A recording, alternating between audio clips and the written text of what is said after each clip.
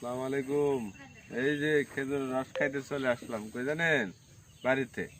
এই যে দেন রস তো তেমন পড়ে না, এখন তো শীত গেছে গা, অল্প পড়ছে। তাও এই যে ইন্দুর মিন্দুর আছে নাকি? ইন্দুর নাই, ঠিক আছে। পুরা কলসি খুলে লাই, এদিক থেকে খুলবো না এদিক থেকে খুলবো।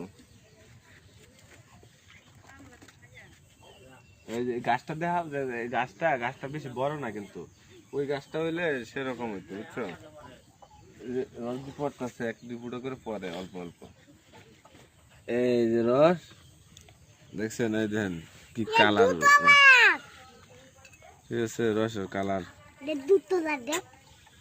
বেশি কথা কয়, এত কথা কইলে তো হইব, রস খেতে দিব না।